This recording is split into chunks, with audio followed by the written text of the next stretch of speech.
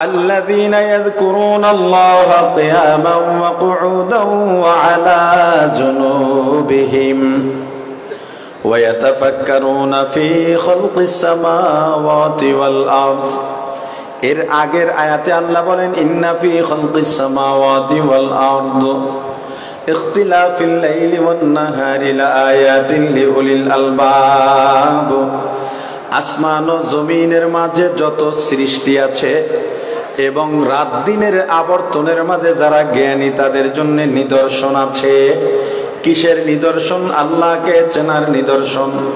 জান্নাত দেখি নাই, জাহান্নাম দেখি নাই, ওটা বিশ্বাস করার নিদর্শন। আল্লাহকে দেখি নাই, আল্লাহকে বিশ্বাস করার নিদর্শন।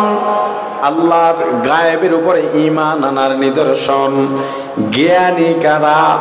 আল্লাহ বলেন আল্লাযীনা ইয়াযকুরুনাল্লাহ, যারা আল্লাহর জিকির করবে। কোন সময়? কিয়ামা, দাঁড়ানো অবস্থায়। কোন সময়? 2 নম্বরে কুউদা, বসা অবস্থায়। 3 নম্বরে ওয়ালা জুনুবিহিম, শোয়া অবস্থায়। হিসাব করে দেখেন, এই 3 অবস্থার বাইরে কিন্তু মানুষ থাকে না। হয়তো দাঁড়ানো থাকে, না হয় বসা থাকে, না হয় শোয়া থাকে, এর বাইরে মানুষ নাই। তার মানে সবসময় যারা আল্লাহর জিকির করে আর স্মরণ করে তারা জ্ঞানী। কে বলছেন? জোরে বলেন, কে বলছেন?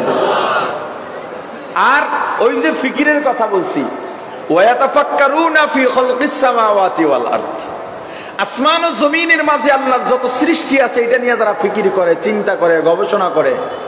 একটা গাছ, গাছের আটি লাগাইলাম মাটির মধ্যে, সবুজ 2টা পাতা, সেখান থেকে আরো পাতা ছাড়লো, ছাড়তে ছাড়তে একটা শাখা হয়ে গেল, বিশাল হয়ে গেল, ফল দিল। মাটি খোঁড়েন, দেখেন ওখানে কোনো মেশিন পত্র নাই, বিদ্যুতের লাইন নাই, জেনারেটর নাই, কিচ্ছু নাই।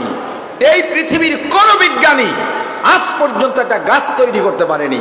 তারা পেরেছে আটি থেকে গাছ ওঠার পরে গাছ ভালো রাখার পরিচর্যা পারে, কিন্তু নিজে গাছ তৈরি করতে পারে নাই। কি পারে নাকি? কথা বলে না। পারছে কেউ? পারে নাই। যখন কোন বান্দা এটা নিয়ে চিন্তা করবে এই গাছটা এলো কোত্থেকে, কেমনে সম্ভব, তখনই সে আল্লাহকে চিনে যাবে। যেই ফিকির দ্বারা আল্লাহকে চেনা যায় না ওই ফিকির নয়। হে ডাক্তার, তুমি ডাক্তারি বিদ্যা অর্জন করেছো, দুনিয়ার মানুষ তোমাকে সম্মান করে, কিন্তু তোমার ডাক্তারি বিদ্যার পাশাপাশি তুমি আল্লাহকে চিনতে পারো নাই। তুমি ডাক্তার হতে পেরেছো কিন্তু এখনো আল্লাহর দরবারে মানুষ হতে পারো নাই। হে ইঞ্জিনিয়ার, বিজ্ঞানী, তুমি এলাকায় গেলে তোমাকে ফুলের মালা পরায়, সম্মানের কোনো অভাব নাই। যেখানেই যাও তোমাকে বড় চেয়ারটা ছিঁড়ে দেয়। মানুষ মনে করে তোমার চেয়ে বড় জ্ঞানী আর দুনিয়ার মধ্যে কেউ নাই, কিন্তু দুনিয়ার মানুষের কাছে তুমি ফুলের মালার যোগ্য হতে পারো ভাই। আল্লাহর দরবারে এখনো জ্ঞানী হতে পারো নাই। যেই জ্ঞান দিয়া আল্লাহকে চেনা যায় না, যেই বুদ্ধি দিয়া আল্লাহকে চেনা যায় না, যেই ইঞ্জিনিয়ারিং দিয়া আল্লাহকে চেনা যায় না, যেই ডাক্তারি দিয়া আল্লাহকে চেনা যায় না, দুনিয়ায় যা কিছু অর্জন করো না কেন কিয়ামতের ময়দানে তোমার কোনো অর্জন পাইবা না। কিয়ামতের ময়দানে দুনিয়ার জ্ঞানের কোনো দাম নাই, দুনিয়ার সম্পদের কোনো দাম নাই, দুনিয়ার পদ পদবীর কোনো দাম নাই, প্রতিপত্তির কোনো দাম নাই। কিসের দাম জানো? ইয়াউমা লা ইয়ানফাউ মালুন ওয়ালা বানুন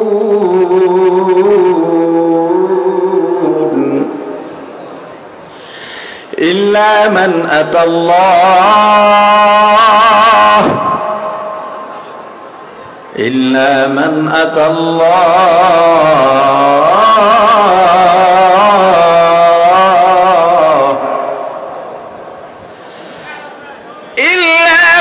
أتى الله بقلب سليم।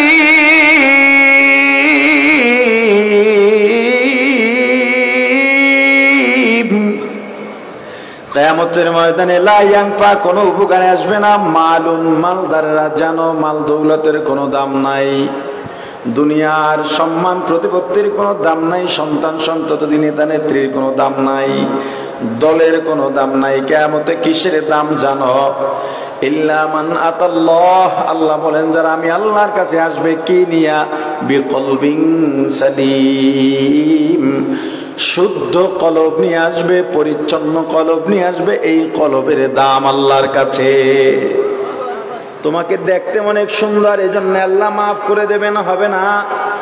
তোমার অনেক সম্পদ, এজন্য তোমাকে আল্লাহ মাফ করে দেবেন এই আশা করো না। তোমার অনেক ক্ষমতা, এজন্য বুঝি আল্লাহ তোমাকে ক্ষমা করবেন না। না, হযরত বিলালের মতো কালো হওয়ার পরেও কলব যদি পরিচ্ছন্ন হয়, এই কালোর দাম আল্লাহর কাছে হাজারটা সুন্দর আবু জাহেল থেকে অধিক উত্তম। হकीकत से तो दुनिया बेखबर है, दुनिया की नुमाइश पर नजर है नबी गोयम के आज दुनिया जुदा बाश बहर कारे के बाशी बा खुदा बाश सिस्ते दुनिया आज खुदा गाफिल बुदन नए कमाशो नुकरहो फर जिंदजान दुनिया में हो दुनिया का तलब गार नहीं हो, दुनिया में हो दुनिया का तलबगार नहीं हो, बाजार से गुजर हो खरीददार नहीं हो, बाजार से गुजर हो खरीददार नहीं हो, जागा जी लगाने के दुनिया नहीं है, जागा जी लगाने के दुनिया नहीं है, ये इबरत की जाए तमाशा नहीं। प्राणेर भाई आमार, ঈমানকে তাজা রাখার জন্য আল্লাহর শরণ থেকে এক মুহূর্ত খালি থাকা যাবে না। নামাজের জন্য ওযু শর্ত, রোজার জন্য সময় শর্ত, কিন্তু জিকিরের জন্য ওযু শর্ত না। শুধুমাত্র ইস্তেনজায় যাইবা তখনও জিকির আছে অন্তরে, ইস্তিগফারের জিকির। তোমার অন্তরকে জিকির থেকে কখনো খালি রাখা যাবে না। যখন নামাজে দাঁড়াইবা, নামাজের মধ্যেও তোমার অন্তরকে, তোমার কলবের মধ্যে কম্পন তৈরি হতে হবে। যেহেতু তুমি মুমিন, নামাজে দাঁড়াইলা, হিসাব করে দেখো, হিসাব মিলায় দেখো, পৃথিবীর শ্রেষ্ঠ ইবাদত হলো নামাজ, পৃথিবীর শ্রেষ্ঠ জিকির হলো নামাজ। এই নামাজ আমরা কেমনে আদায় করি? ও ইমাম সাহেব, এশার 4 রাকাত ফরজ নামাজ মুক্তাদিদের নিয়ে আদায় করলেন, 10 থেকে 15 মিনিট সময় লেগে গেল। পরবর্তী 5 রাকাত নামাজে 5 মিনিটও সময় লাগলো না। কাকে ধোঁকা দিলেন? নামাজ যেহেতু শ্রেষ্ঠ ইবাদত, আজকে থেকে নিয়ত করেন নামাজের মাঝে কোতাহি করা যাবে না, নামাজে ফাঁকিবাজি করা যাবে না। আজকে অন্তত নিয়ত করে যান, আমার নামাজ এখন থেকে আমি দুরুস্ত করে ফেলবো। নামাজ এমন এক ইবাদত, নামাজের মধ্যে তোমার ভালো লাগা থাকা লাগবে। কেরাত পড়বা, অন্তরে মজা লাগাও, মজা লাগাও, মজা লাগাও, মজা লাগাও। সিজদায় যাইবা, মজা স্বাদ, সিজদা থেকে উঠতে মন চাইবে না, কিন্তু ওঠা লাগবে, এটাই শরিয়ার বিধান। এজন্য আমি উঠি। আমি যখন নামাজের জিকিরে দাঁড়িয়ে যাব, আমার খেয়াল থাকবে আমি পুলসিরাতের উপরে দাঁড়ানো, পুলসিরাত দেখার চেষ্টা করবা অন্তর দিয়া। নামাজে যখন দাঁড়াইবা, দুনিয়ার কোনো হুঁশ নাই, দুনিয়ার কোনো খেয়াল থাকবে না, দুনিয়ার সব কিছু থেকে ফারেগ হয়ে তাকবীরে তাহরিমায় আল্লাহু আকবার বলে দাঁড়িয়ে যাইবা। নামাজে যে দাঁড়াইলাম, এখন আমার আর আল্লাহর মাঝে আর তৃতীয় কেউ নাই, দুনিয়া নাই, টাকা পয়সা নাই, সম্পদ নাই, মা নাই, বাবা নাই, স্ত্রী নাই, সন্তান নাই, বন্ধু বান্ধব নাই। এখন আমি আর আল্লাহ, আল্লাহর সামনে দাঁড়ায় গেছি। এখন আল্লাহর সঙ্গে আমার মোলাকাত, আল্লাহর সঙ্গে আমার কথাবার্তা হবে। আমি কেরাত পড়ব, আল্লাহর সঙ্গে কথা বলা ভিতর থেকে অনুভব করব। আমি আল্লাহকে দেখার চেষ্টা করব। লাম তাকুম তারা, যদি না দেখতে পারি মনে করতে হবে ফাইন্নাহু ইয়ারাক, আল্লাহ আমাকে দেখতেছেন। আমি পুলসিরাতের উপরে দাঁড়িয়ে আছি, আজরাইল আমার জন্য প্রস্তুত। আমি আজরাইলের ক্ষমতার মধ্যে যদি আল্লাহর পক্ষ থেকে হুকুম হয়ে যায়, আমার 14 গোষ্ঠীরও ক্ষমতা নাই আমাকে ধরে রাখার। আজরাইল আমাকে নিয়ে যাবেই যাবে। যদি আল্লাহর কাছে আমি আমার ঈমানকে তাজা না করতে পারি, সঠিক প্রমাণ করতে না পারি, আল্লাহর মোহাব্বত আমার অন্তরে পরিপূর্ণ না থাকে, ভালোবাসা না থাকে, আল্লাহ ভয়ের পাত্র নন, আল্লাহ ভালোবাসার পাত্র। যত বেশি পারেন আল্লাহকে ভালোবাসবেন, আল্লাহকে ভালোবাসবেন, ভয় পাবেন আল্লাহর গোসাকে, আল্লাহর আযাব ও গজবকে। আল্লাহকে ভয় পাবেন না, আল্লাহকে ভালোবাসবেন, যত বেশি পারেন ভালোবাসবেন। নামাজে দাঁড়াবো আল্লাহর ভালোবাসা নিয়া। যদি আমার অন্তরে আল্লাহ সাকিনা ঢেলেই দেন, আমার ঈমান বাড়তে থাকবে। আমি লিয়াজদাদু ঈমানাম মা ঈমানিহিম, আমি কেরাত সামনে আগাবো, আমার মজা বাড়তে থাকবে, ঈমান বাড়তে থাকবে। নামাজের মধ্যে আমি পুলসিরাত দেখার চেষ্টা করব, ওই পুলসিরাতের নিচেই জাহান্নাম। যদি আজরাইল থাবা দিয়া বসেন, ওই পুলসিরাত কেটে কেটে জাহান্নামের মধ্যে পড়ে যাব। আমি সেজদায় যাই, আল্লাহর কুদরতি কদমে আমার নাক কপাল লাগাই। এইভাবে যদি দেখো আস্তে আস্তে তোমার স্বাদ বাড়ে, ভালো লাগা বাড়ে, মনে করবা আল্লাহ তোমার ঈমান বাড়ায় দিতেছে। আমাদের অন্তর শক্ত হয়ে গেছে, এই সোশ্যাল মিডিয়ার যুগ, ডিজিটাল যুগ। অন্তরটা নরম বানাবার জন্য আজকে একটা সবক নিয়ে যান, পারলে আদায় করবেন, একটা দিনের জন্য অন্তত আদায় করেন। যখন বালিশে মাথা লাগায় শুয়ে যাবেন, অন্ধকার রাত, সবাই ঘুমায় গেছে, চারদিক নীরব নিস্তব্ধ, কেউ নাই, পশু পাখিও সব নীরব, আলো সবার বন্ধ। ওই বাসায় মানুষ ঘুমায়, তাদেরও কোনো আওয়াজ নাই। পাশের রুমে মা বাবা, তাদের কোনো সারা শব্দ নাই। ওই রুমে ভাই ভাবি, তাদের কোনো সারা শব্দ নাই। আমার বিবি বাচ্চারাও ঘুমায় গেছে। ও ভাই একটু জাগো, সুন্দরভাবে ওযু বানাও, একদম সুন্দরভাবে ওযু বানাও। ওযুর তরতিব আছে, সুন্দরভাবে ওযু বানাও। সাহাবীদের ওযু বানানো দেখেও অনেক কাফের মুসলমান হয়ে গেছে। সুন্দরভাবে ওযু বানাও, কলবটাকে হাজির করো, নিজের কলব দিয়ে একটু অনুধাবন করার চেষ্টা করো। ও ভাই কলব দিয়া অনুধাবন করার চেষ্টা করো।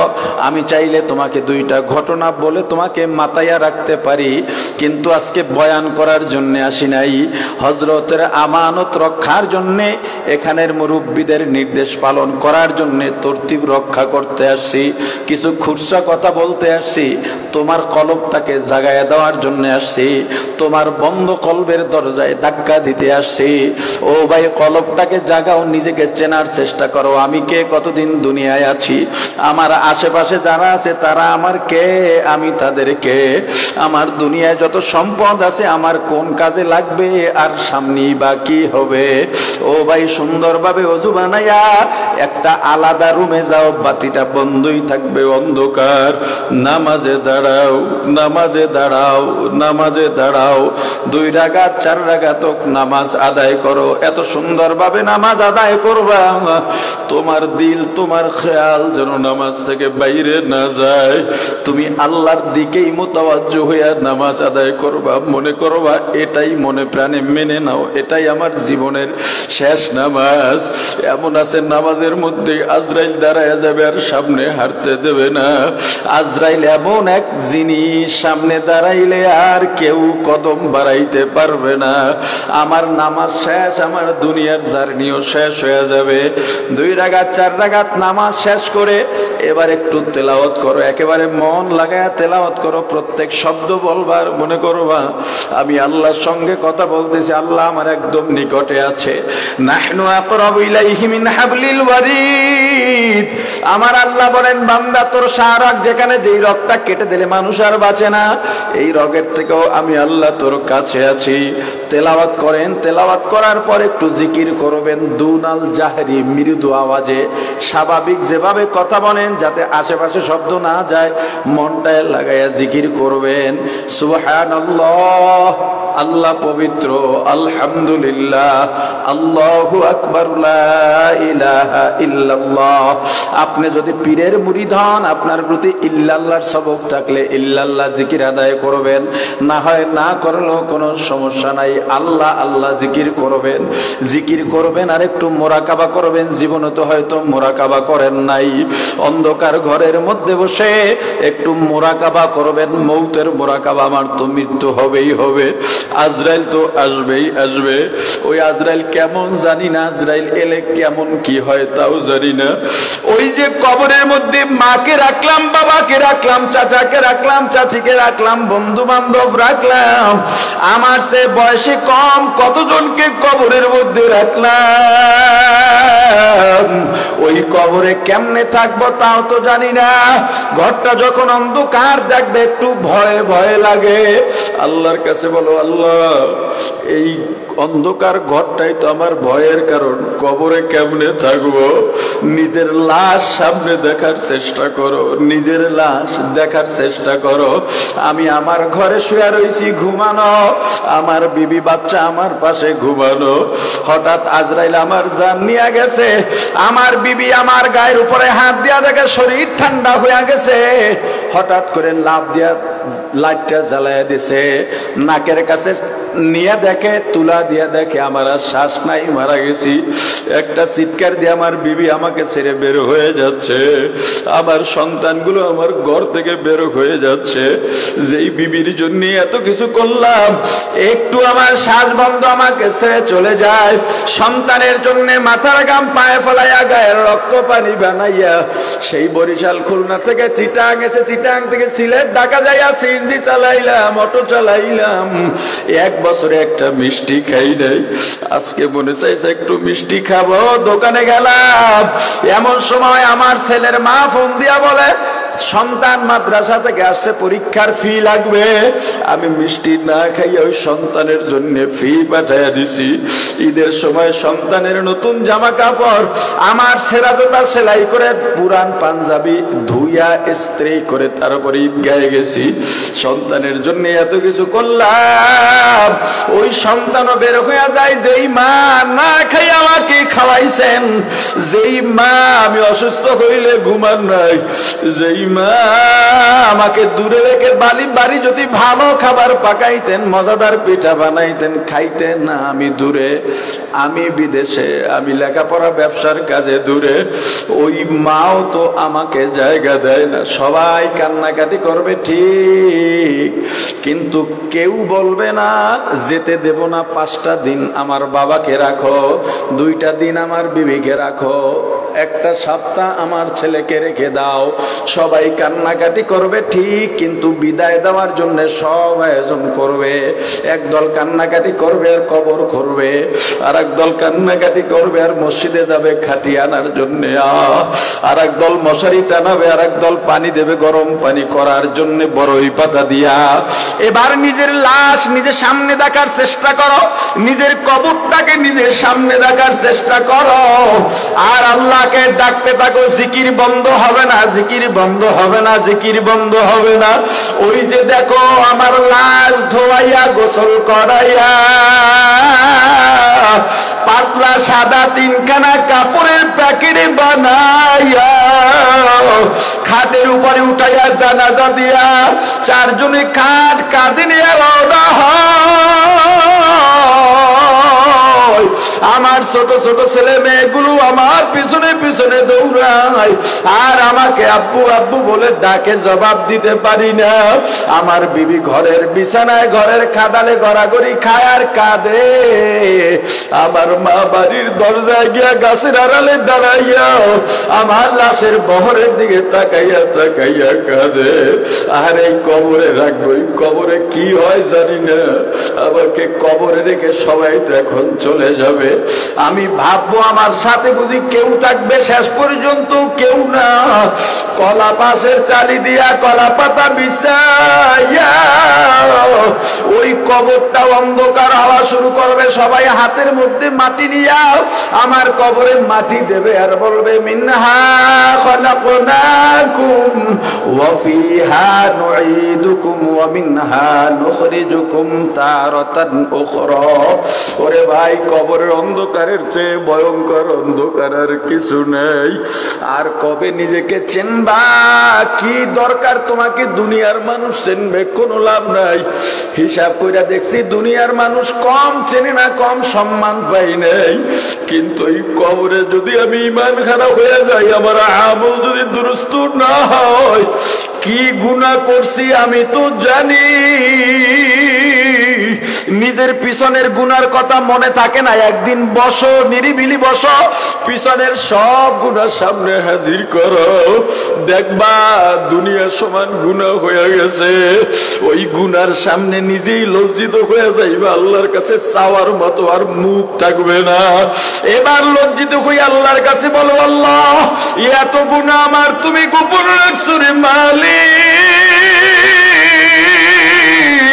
এই যে গুনাহ গুনাহ গুনাহ, এই গুনাহ দিয়ে আমার তো আর উপায় পাওয়ার কোনো উপায় নাই, নাজাত পাওয়ার কোনো উপায় নাই। তবে আল্লাহ আপনার তো বান্দার অভাব নাই, আমি না থাকলে আপনাকে কোটি কোটি বান্দা আছে, কিন্তু আল্লাহ আপনি ছাড়া তো আবার আর আল্লাহ নাই। আমি কার কাছে যাব? যত গুনাহ হোক আপনার রহমত থেকে বেশি না। এই নিজের গুনাহগুলার সামনে উপস্থিত করো, তখনই নিজেকে কিছুটা হইলে চিনতে পারবা আমি কিচ্ছু না। এত গুনাহ করছি জীবনে, এই গুনাহ নিয়ে কেমনে বাহাদুরি করি, কেমনে এত জজ জৌলসের পিছনে দৌড়াই, দরকার নাই।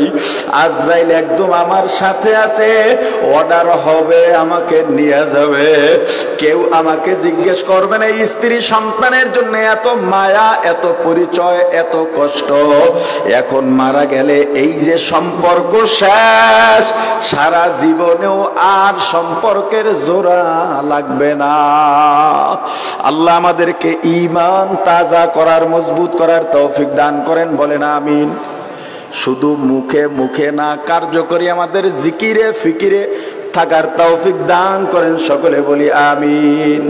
আর জোরে বলি আমিন। যতটুকু আলোচনা করেছি, আলোচনায় যত ভুল আমার পক্ষ থেকে, যত ভালো আল্লাহর পক্ষ থেকে, আমার ভুলগুলো শুধরাইয়া আল্লাহর ভালোগুলো গ্রহণ করার তৌফিক দান করেন। জুমার আজান হবে, এই বসেন ভাই।